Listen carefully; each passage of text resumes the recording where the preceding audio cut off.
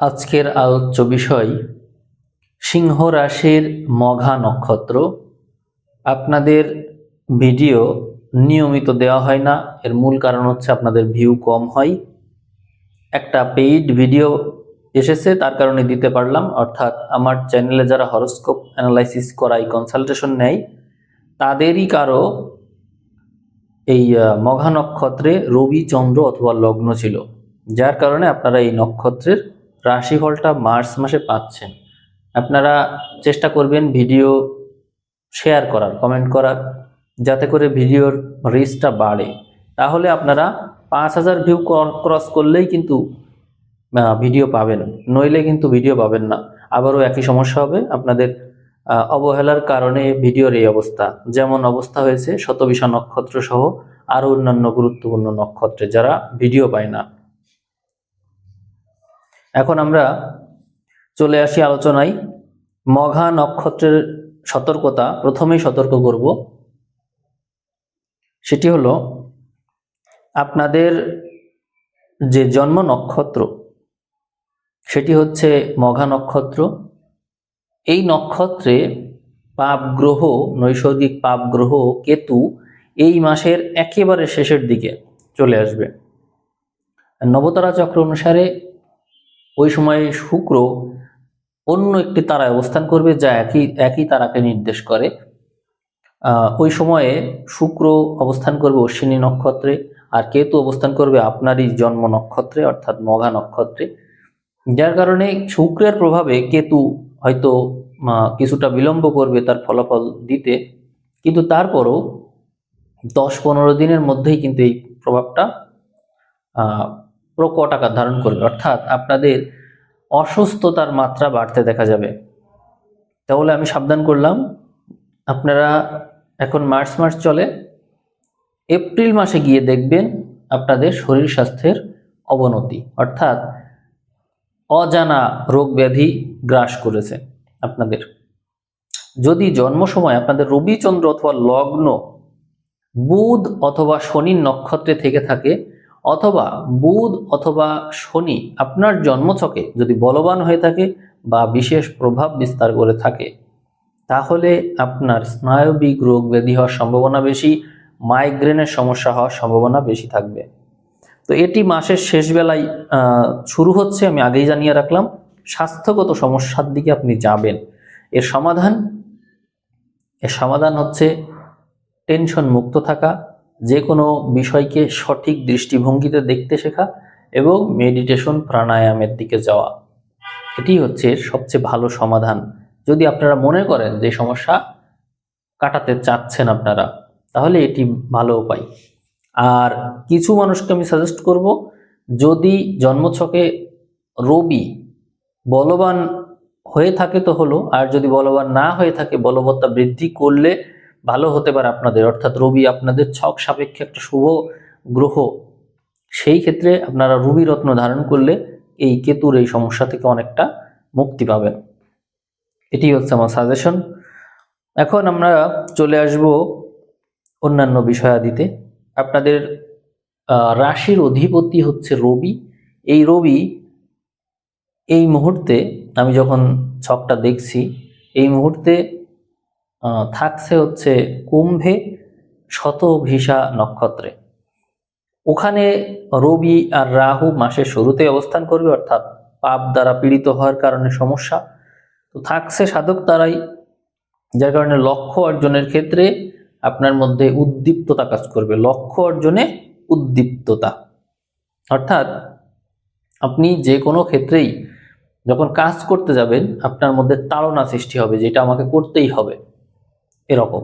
আবার একই ক্ষেত্রে এমনও দেখা যাবে যে প্রচুর বাধা পাচ্ছেন আপনি, অর্থাৎ বাধা পাওয়ার কারণে এমন হয় না যে সামনে একটা বাধা আছে, আমাকে আরো জোরে দৌড়াতে হচ্ছে, আমি ওইটাকে ক্রস করবো। এর জন্য আপনার বিষয়টা এরকম যে আপনি স্লো মোশন পছন্দ করেন, কিন্তু এক্ষেত্রে এমনটা হবে না। আপনাকে মানে সমুদ্রের ঢেউয়ের মতন আপনার লাইফটা হবে এই সময়ে, যার কারণে আপনাকে কিছু কিছু জায়গায় বুম করা লাগবে। তো বাধাবিঘ্নের কারণেই মূলত আপনার উত্থান। এখানে আপনার রাশির বিপরীত ঘরে অনেকগুলো গ্রহ থাকছে। এখানে শুক্র রাহুও আছে। কেউ কেউ বিবাহ নিয়ে খুব চিন্তিত। সহজে বিবাহ হয়ে যাবে এমন কিন্তু না। অ্যারেঞ্জ ম্যারেজের দিকে আপনারা যাবেন। নানান জায়গায় পাত্রপাত্রী দেখবেন, কথা হবে, অনেক সলা পরামর্শ করবেন, সিদ্ধান্ত নিতে অনেক সময় লাগবে। আর আপনার সাথে যেটি ঘটবে, আপনি হচ্ছে করতে পারবেন না, সন্তুষ্ট হতে পারবেন না। অর্থাৎ আপনি সবসময় বিভ্রান্তিতে থাকবেন যে সঠিক সিদ্ধান্ত কি নিলাম। মানে অন্যদের উপর আপনি সিদ্ধান্ত ছেড়ে দিবেন। এখানে অনেকেই থাকবে আপনার পরামর্শক হিসেবে, কিন্তু আপনি কোনোভাবেই সন্তুষ্ট না। আপনার মনে হয় মানে আপনি সিদ্ধান্ত নিতে তো পারবেন না, কারণ আপনার সিদ্ধান্তে আপনারই বিশ্বাস নেই।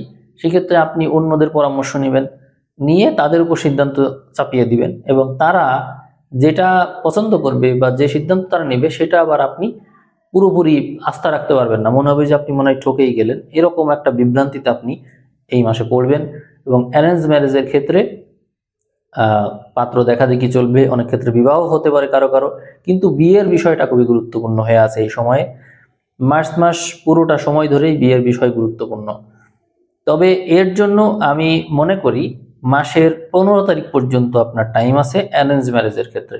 এরপরে চলে গেলেই বিয়ে ওই সময় না করা উচিত হবে, কারণ ওই সময়ে রবি এমন একটা ঘরে চলে যাচ্ছে এবং এমন গ্রহের সাথে যাচ্ছে যেখানে বিয়ে করলে যদিও সপ্তম পতির সাথে রবির দেখা হচ্ছে, কিন্তু প্রবলেম কিছুটা আছে।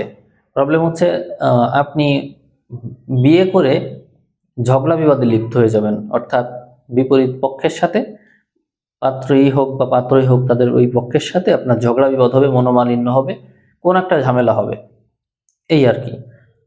সাধারণত আমি যেটা নিষেধ করলাম ওইটা হওয়ার সম্ভাবনাই বেশি। অর্থাৎ ঠিক করবেন প্রথম ভাগে, বিয়ে করবেন পরের ভাগে, 15 তারিখের পরে।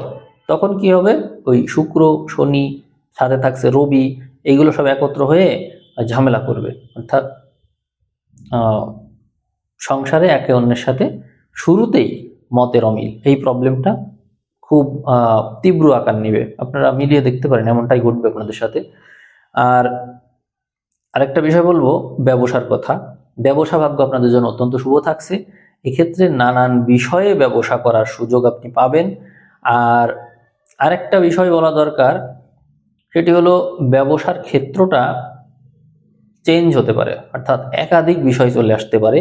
ধরেন আপনি একটা বিষয় নিয়ে বিজনেস করছেন, ওর সাথে সাথে আরও নানান বিষয় অপরচুনিটি পাওয়ার কারণে আপনার মনে হবে যে আমি অন্য বিষয় নিয়েও তো এগোতে পারি। এই কাজগুলো আপনি করবেন। তারপর আমি বলবো যে আপনার নানা রকমের বিপদ আপদ থাকলেও সেগুলো থেকে বেঁচে যাওয়ার নানান সম্ভাবনা এখানে আছে। অনেক কিছুই আপনার এই শুভ নক্ষত্রে আছে। যেমন আমরা আপনার বধ তারাই বৃহস্পতিকে পাই, বুধকে পাই, শুক্রকে পাই। এই গ্রহগুলো আপনাকে সেফটি দিয়ে যাবে। অতএব আপনার মৃত্যু যোগের যে সম্ভাবনা বা নানা রকম বিপদ আপদ, এগুলো অনেকটাই আপনি কভার দিতে পারবেন।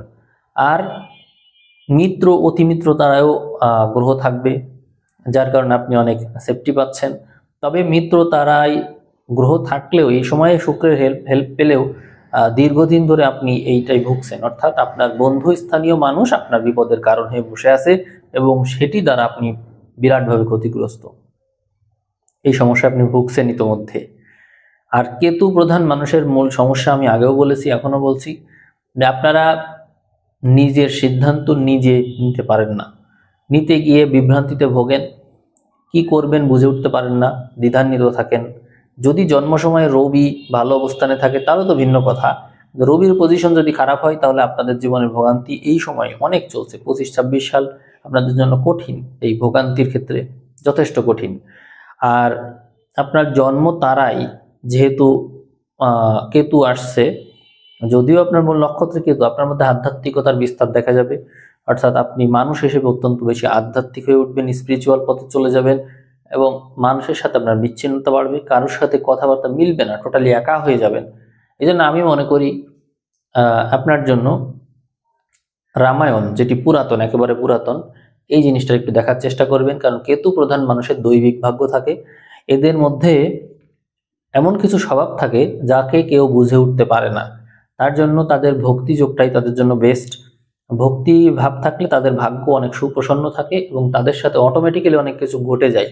নইলে তারা বাস্তববাদী হলে তাদের জীবনে প্রচুর জটিলতা আসে, প্রচুর, এবং এই জটিলতা তারা থামাতে পারে না। কিন্তু তার মধ্যে ভক্তিভাব, ধর্মভাব এগুলো প্রবল থাকলে বৃহস্পতি এবং কেতু এগুলো তার পক্ষে থাকে। ফলে তার দৈবিক ভাগ্যের কারণে সে অনেক ঝামেলা থেকে মুক্ত থাকে এবং অটোমেটিক্যালি তার জীবনে সবকিছু নিজ থেকেই হয়ে যায়, এই ভাগ্যটা সে পেয়ে যায়। এই জন্য আমার সাজেশন যে আপনারা রামায়ণটা অতি ধৈর্য সহকারে ভক্তি ভরে দেখবেন, এখান থেকে আপনাদের অনেক কিছু শেখার আছে। এবং মূল যে জিনিসটা সেটি হচ্ছে ভক্তি, অর্থাৎ চোখের জল আসা, এটি হচ্ছে মূল বিষয়। রামায়ণ দেখলেই একমাত্র আপনি এটা পাবেন। মহাভারত দেখলে চোখে জল আসে না, সেখান থেকে যেটি হয় জ্ঞান, বুদ্ধি, বিবেক, বিবেচনা এগুলো ডেভেলপ করে, কিন্তু রামায়ণে ভক্তিভাবটা ডেভেলপ করে। এটি আমি মূলত ফোকাস করছি মঘা নক্ষত্রের জন্য। মঘা নক্ষত্রের মূল অধিপতি কেতু, যে এখানেই আছে। এই জন্য আপনার আধ্যাত্মিকতাই আপনার দরকার, এবং আপনি কি আসলে সেটি এই সময় আপনি জানতে পারছেন। আপনি যে সবকিছু থেকে বিচ্ছিন্ন, কারোর সাথে যে আপনার চিন্তা ভাবনা মেলে না, এবং আপনারটা হচ্ছে সবসময় স্যাক্রিফাইসিং মেন্টালিটি, আপনি সবসময় স্যাক্রিফাইস করতে চান এবং আপনি অন্যেরটা আগে ভাবেন। এই যে একা একা থাকা, সবকিছুর সাথে থেকেও একা থাকা, এইটা কিন্তু আপনার বৈশিষ্ট্য। হতে পারে জন্ম সময় কেতু অন্য কোথাও ছিল, কিন্তু এখন কেতু যেখানে, এটি আপনাকে যা ফিল করাচ্ছে আপনি এরকমই আপনি। তো ওই বৈশিষ্ট্যকে ডেভেলপ করার জন্য যা কিছু প্রয়োজন সেটি করেন, ভালো হবে আপনার জন্য। আমি ব্যবসার কথা বললাম, বিবাহের কথা বললাম, চাকরি বাকরির বিষয়টা দেখি। চাকরি বাকরির ঘরে বিশেষ কোনো গ্রহ থাকছে না, তবে বৃহস্পতির একাদশে অবস্থান এবং বদ তারায় অবস্থানজনিত কারণে এখানে আমরা শুক্রকেও দেখতে পারি। শুক্র ওখানে অবস্থান করছে মিত্র এবং অতিমিত্র তারাই, কারণ শুক্র সাপেক্ষে ভালো, কিন্তু বৃহস্পতি সাপেক্ষে আমরা শুধুমাত্র লাইফের সেফটিটা পাচ্ছি। অর্থাৎ বৃহস্পতি আপনাকে বিপদ আপদ থেকে রক্ষা করবে, আর শুক্রের প্রভাবে আপনি বন্ধু স্থানীয় মানুষ পাবেন, অর্থাৎ চাকরি বাকরি করার ক্ষেত্রে বা কর্মস্থলে ইতিবাচক মানুষ পাবেন, আপনাকে হেল্প করতে পারে এরকম মানুষ পাবেন। তো এটি আপনার জন্য অত্যন্ত শুভ হয়ে উঠলো। তবে সাধারণত এই সময়টা কর্মের চাইতে চাকরি ভাগ্যটাই বেশি ভালো দেখায়, এটিই বলবো। আর আপনার জন্য এই সিংহ সাপেক্ষে রাজযোগকারী গ্রহ হচ্ছে মঙ্গল। মঙ্গল সপ্তমে থাকছে, অর্থাৎ রাশির উপর দৃষ্টি এবং রাশির অধিপতি রবির সাথে তার অবস্থান। এই কারণে আপনার মধ্যে এই সময়ে একটা তীব্র তেজ কাজ করতে পারে, যদিও আপনি ওরকম না, কিন্তু এই সময়টা আপনি ফিল করবেন ভিতরে একটা তেজ আছে। মাসের 15 তারিখ পর্যন্ত আপনার মধ্যে এই তেজটা আপনি লক্ষ্য করতে পারবেন। ভালো, এটি আপনার উত্থানের জন্য খুব গুরুত্বপূর্ণ ভূমিকা পালন করবে। সম্পদ সম্পদ লাভ প্রাপ্তি যোগ, সম্পদের ঘরে গ্রহ থাকছে, গ্রহের দৃষ্টি থাকছে, ফলে সম্পদ লাভ যোগ অত্যন্ত শুভ আছে। এবং সম্পদের অধিপতি তার সাথে সপ্তমের কানেকশনের কারণে বিবাহের মাধ্যমে, ব্যবসার মাধ্যমে উন্নতি বেশি, পার্টনারশিপের মাধ্যমে উন্নতি আছে। আর বিদেশ ভাগ্য ভালো থাকছে, বিদেশের মাধ্যমে আপনি সম্পদ অর্জন করতে পারবেন। বিদেশ ক্ষেত্র থেকে বা বৈদেশিক কোনো বাণিজ্য থেকে আপনার ইনকামের ভাগ্যটা অনেক ভালো থাকছে। সাধারণত কেতু প্রধান মানুষের লটারি ভাগ্য ভালো থাকে। তো এই মাসে লটারি ভাগ্য আপনার জন্য কেমন আছে সেটি দেখব। না, আমি এই বিষয়টাকে শুভ মনে করছি না এই মুহূর্তে। আপনারা ভবিষ্যতে যদি কোনো ভালো সময় আসে তাহলে আমি সাজেস্ট করব আপনারা এখন শুনবেন জ্ঞানবাণী বই থেকে একটা উক্তির বিশ্লেষণ, তারপরে ভিডিও আমি শেষ করে দিব। আজকে বিশ্লেষণ করব 38 নম্বর উক্তি।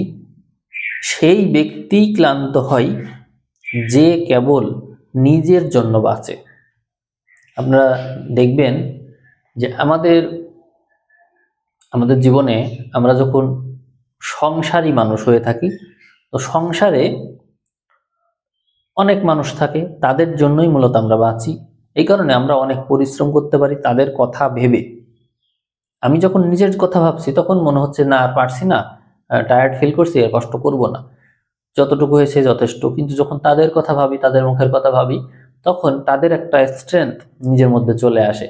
ফলে তাদের তাদের ভাগ্যটা আমার সাথে যখন জুড়ে যায়, তখন আমার শক্তি যায় বেড়ে। আর এই জন্য তখন ক্লান্তি বোধ চলে যায়, তখন আরও স্ট্রেংথ আসার কারণে আরও কাজ করতে পারি। এই জন্য যে ব্যক্তি সবার জন্য বাঁচে তার শক্তি অবশ্যই বেশিই হয়। আর যে ব্যক্তি কেবল নিজের জন্য বাঁচে তার শক্তি বেশি থাকে না, এই জন্য সে অল্পতেই ক্লান্ত হয়ে পড়ে। এই জন্য বলা হচ্ছে যে সেই ব্যক্তিই ক্লান্ত হয় যে কেবল নিজের জন্য বাঁচে। আপনারা সকল ক্ষেত্রে দেখবেন যে ব্যক্তি নিজের কথা সবসময় ভাবে, নিজেরটা বোঝে, এ এত পরিশ্রম করতে পারে না। সকল ক্ষেত্রেই অল্পতেই সে ক্লান্ত হয়ে পড়ে। হ্যাঁ, তার লক্ষ্য হয়তো তাকে অনেক দূর পর্যন্ত ডেডিকেটেড রাখে সেই কাজের জন্য, কিন্তু তবুও যখন সে রেস্ট নেয় তখন সে কতটা অলস হতে পারে সেটিও আপনারা লক্ষ্য করবেন। কিন্তু সবার জন্য যে বাঁচে তার অলস হওয়ার সুযোগ থাকে না। আশা করি আপনারা বুঝতে পেরেছেন। আমি আজকের এই রাশিফল এখানে শেষ করে দিচ্ছি।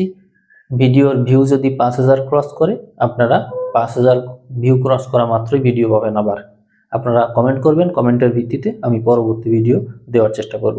সবাইকে অসংখ্য ধন্যবাদ জানিয়ে আজকে এখানেই শেষ করছি। ধন্যবাদ সবাইকে।